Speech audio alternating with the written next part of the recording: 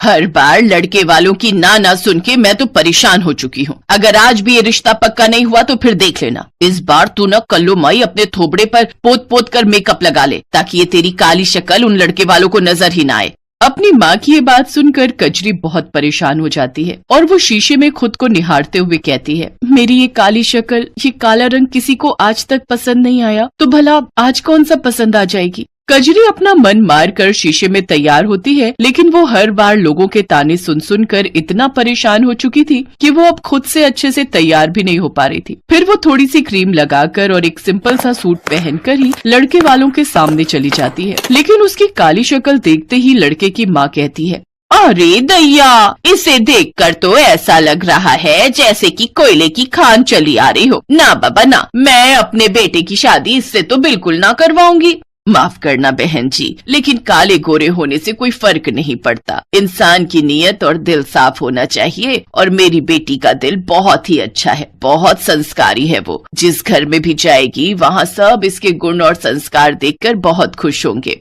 सुषमा की ये बात सुनकर कजरी को देखने आया हुआ लड़का सुमित कहता है, ना माँ, मैं तो बिल्कुल ना करूँ इस कलूटी से शादी। इसे तो मैं अपने दोस्तों से भी नहीं मिलवा सकता, और संस्कार का क्या मैं अचार डालूंगा। ना, मुझे ये बिल्कुल पसंद नहीं। मैं कौन सा इस कलूटी की शादी तुझसे करवाऊंगी बेटा, अब चल यहाँ से।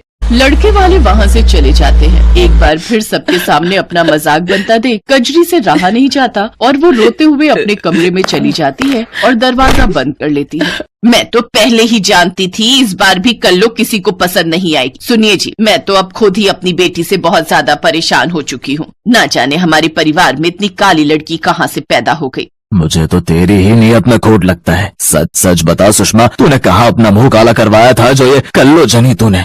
आपको शर्म नहीं आती? आप मेरे चरित्र पर उंगली उठा रहे हो। ना जाने इस कल्लो की वजह से अभी मुझे क्या क्या सुनना पड़ेगा। अब तो मुझे अपने बेटे अनिरुद्ध को फोन करना ही पड़ेगा, अब वो ही इस कल्लो का कोई हल निकालेगा। सुषमा अपने बेटे अनिरुद्ध को फोन करती है। अनिरुद्ध कनाडा में एक बड़ी कंपनी में नौकरी करता था।